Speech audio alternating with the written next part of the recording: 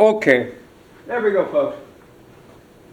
So again, I apologize if you can't see it, but just track my voice as I follow into it. Okay? I'm just going to write these parts down real quick and explain it a little bit. But this is our next layer, what I'm writing right now. This is kind of just reiterating a little bit of what we went over yesterday in the evening. So, okay. So the three-layer scene model, right? So our first layer, what it says right here, this is the surface layer. Okay?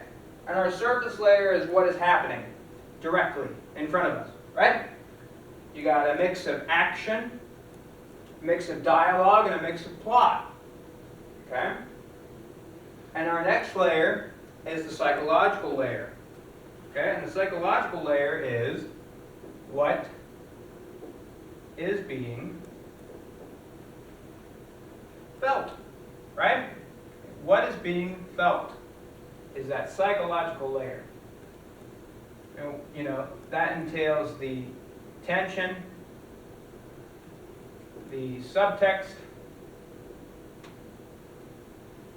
and the power, if you will. The power.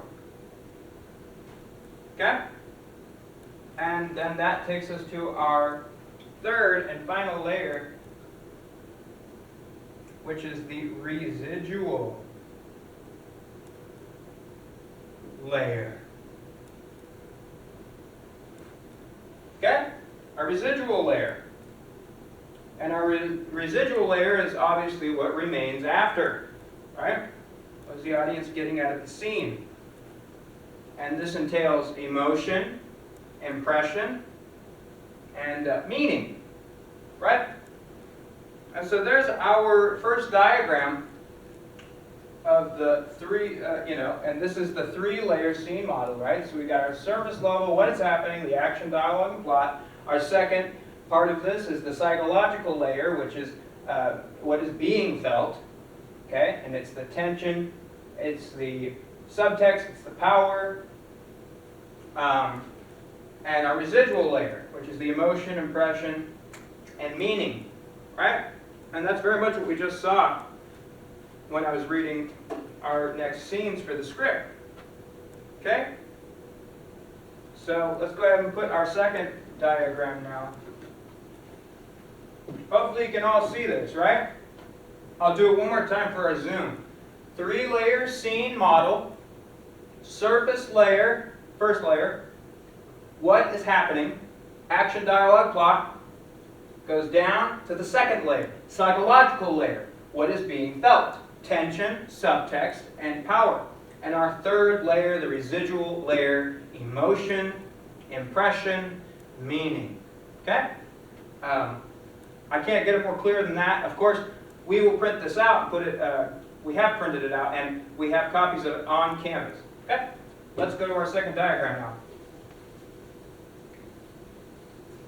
Bop, bop, bop. Okay? Okay, now we have our diagram 2. And what this is this is the experience.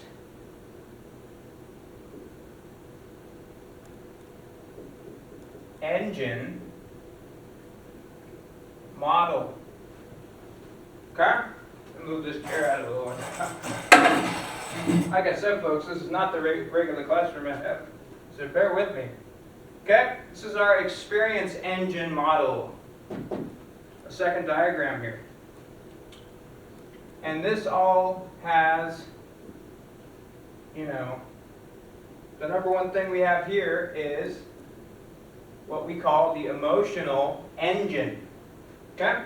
The emotional engine, which is how the audience feels. Okay? Experience engine model.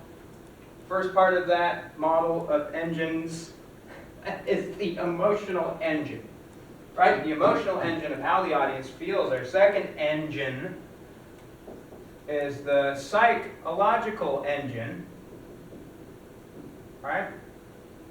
And that is very much what the audience is thinking, right? What the audience is thinking. Okay? And our third engine, the thematic engine, right, is whatever's happening in the scene is what it means. Okay? So, experience engine model, when you're writing a scene, is you want to see how the audience, you want to write like you're understanding how the audience will feel, and you want to look at the psychological aspects of it, is what is the audience going to be thinking? And the thematic, of course, is what does it mean? Always have a deeper meaning. Always think about what your audience is going to be thinking when you're writing. And number one, really try to figure out how the audience is going to feel from whatever scene you're writing. Okay? Because that's important. Very important. All right? Because all of this is going to come to our audience's transformation. Right? If your audience isn't going through some kind of transformation, then you're not using these three engines in your writing. Because you want a scene to cause the audience to transform as human beings. Okay? Again, I'll do it one more time for Zoom. The experience engine model, right, is our three: emotional engine of how the audience feels, our psychological engine of what the audience is thinking, and our thematic engine of what it really means, the deeper meaning.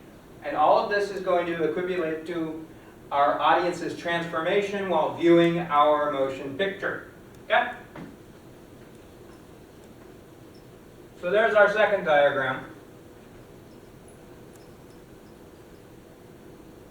So let's go ahead and jump into number 3 now. Our third diagram is our scene escalation. Bum, bum, bum. Escalating, escalating, escalating. Going up the escalator, right? Because the tension is brewing and something crazy has happened, right? We're foreshadowing the escalation. So, and I use this a lot in all of my scenes. So how do you start this, right? We're going to start neutral, right? Start the scene neutral, calm, not a lot going on. Okay, then you're going to introduce an emotional presence that is going to feel pressure. Okay? So you start your scene, calm, nothing going on, just neutral. Okay, and then you're going to introduce an emotional presence that is being pressured. Right? You're going to throw in some emotional pressure. Okay, that's how it slowly starts to escalate, and then we're going to go to our next level of that, which is going to create the power shift. Right?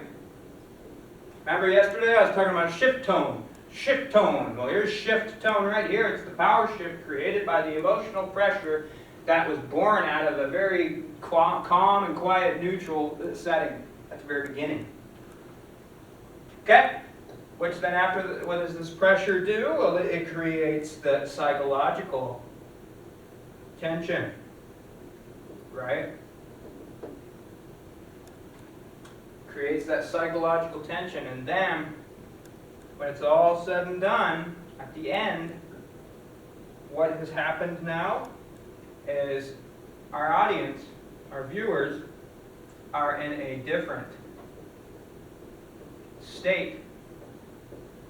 And the scene is in a different state. right? From being super calm to kind of getting rough with this emotional pressure, and then an extreme power shift out of nowhere, and then the psychological tension of trying to cope, trying to adapt with the changes that had happened, which then brings us to a completely different mindset and a completely different scenario for the scene, right? So this is our scene escalation. Another very good dialogue, good for dialogue is scene escalation. I like to put a lot of dialogue in the escalation parts because dialogue can cause escalation, right? The more words or the less words we use sometimes in conversations can, it can really change the dynamic of maybe what's going on. And so, let me check my Zoom again, folks. A lot of back and forth, I know, forgive me. Okay, we're doing good on time. So, there's our scene escalation, of course. Again, for our Zoomers, this is our scene escalation model, where you take a scene and you start it in all neutrality, okay, and then you introduce some emotional pressure, right, and things start getting a little tense, and then that eventually leads to a power shift, right? Characters are shifting powers, or the setting is shifting power, shift tone, which then leads to the extreme psychological tension of trying to adapt to such, which then finally leads us to a completely different mindset, and the whole scene has changed to a different state in general. Okay? So there is our scene escalation. Okay, our next little diagram we have here is, that's nice, you got a magnet there, diagram 4, okay, which is our information control. Okay, don't tell the government, but our next model is information control. Okay? What does that look like? Well, let's write it out. Let me give you a visual of that. It's going to be a delay. As far as the information goes, we need a delay, and then it'll turn into a fragmentation, right? Which then shows us how the audience feels. Or excuse me. Excuse me, actually, and that's funny that I did that because it's going to actually work for what's going on. No, it's what we're going to do now is misdirection, which I almost just threw some misdirection at you. Hopefully you caught that. And then that'll get us to our reveal. Right, so our information control, what you do is you delay key information, then let it be thrown into fragmentation, okay? Then throw misdirection when information is started to be hinted at, and then finally reveal the truth. And that should be towards the end of the scene, if not the end of the film, depending on how the story is going along for whatever you're writing. For our story, of course, it's not until the very end do we realize. Okay. Because another thing with this is if you release information too early, okay, you're not going to have any tension. Okay? And if you release the information too late, it's going to cause confusion. Okay? So, for example, a good example of this is the husband, right? The mystery man that had left the single mom all by herself. If we had this too early on, it would kind of numb our audience. We wanted to subtly jump into that, and that's what has created the tension. Because the first part of the first couple minutes of the film, if you will, is very soft and loving, and you don't really expect anything bad to happen. And now we're introducing just a little bit of tension with the husband and the bittersweetness of that, right? Now, if we released that detail too late in the story, that'd be confusing. It would just be confusing. Because now the audience would be trying to figure out, well, is the story about the husband that left, or is it about her son, long-lost son that came back to her? Because if we threw this at the very end, it would cause confusion, is what I'm getting at. Okay? And so that's our information control. Very, very important. Hopefully you got that. I don't want to repeat too much because we have a little more information we got to get through here. I hope you all can hear me too. It's tough not having a microphone. Okay. So our next diagram now is that of which a character as a force, right? We had talked about this before. Using your character as force. Okay? And how do you go about writing a scene like that? Well, you take your character, right? The character enters into the scene. And now they have, or something happens which creates an emotional force. Okay? And then that then will lead into an ideological force. And then that could lead to, and or, really, could be an environmental force. You know, you can use any of these. Any or. You can use the emotional, the ideological, or the environmental force. Any of these forces will do. But the whole gist of what's going on is now the scene energy is changing. Okay? The scene's energy changes completely. So, I'll do that because I know that was a little quick. This is our character force. Character force. And our character will, that's how, and you're in the scene, okay? And the character will enter, and you're going to use either an emotional or an ideological or an environmental force as means to change the energy of the scene, okay?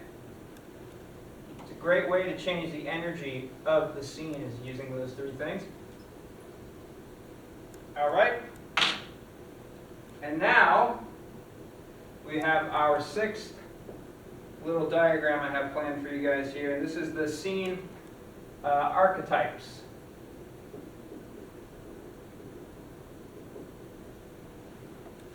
Okay? Our first scene archetype is that of which the liminal space. Right? We talked at length about that last time, or yesterday. The liminal space is one of the archetypes you can use. And there's a lot of liminal spaces around here. And of course, we talked about Mr. David Lynch, who uses a lot of liminal spaces to force a certain amount of introspection, reflection, and or forces the audience to study a certain character or maybe even relate to on a deep level, because it's a liminal space. There's nothing else really to distract us from what we need to face, right? Or what the character needs to face. Which then, okay, and so our next point was of the scene archetypes is the power reversal, right? The power dynamic in a scene will somehow, some way be reversed. Usually by the emotional force of the character, right? Or the environmental force, or the ideological force. It's the power reveal, though, nonetheless. Completely gets flipped. The power gets flipped. Okay? And the other thing we do when it comes to the scene archetypes is silent confrontation. Okay? Silent confrontation. Silence is one of the best tools of adding tension, right? You don't necessarily need a crazy event to happen. Silence is the most powerful confrontation out there, really. When you have people being vulnerable, especially. Okay? Our next archetype is the reality collapse. That of which someone has a controlled reality that they're used to, a routine, a way they live their lives, and their reality comes crashing down, falling down, right? And that forces transformation, right? Which, that beautiful transformation of the caterpillar coming out of its cocoon and turning into a butterfly, right? That reality collapse then leads to our residual ending. It leaves an ending that leaves you with residual energy, good energy, residual, something tangible. You know, it's like at the end of our film we get to hand out little gift bags. That's how it should be. Okay? You should always have the residual ending. And all these things are going to help you get to that residual ending, right? The liminal spaces, the power reversal, the silent confrontation, and the reality collapse. Of course, the transformation leads to the residual ending, leads to the spiritual residue that is going to make your film memorable and effective. Okay? Those are our archetypes for our scene, most of our scenes.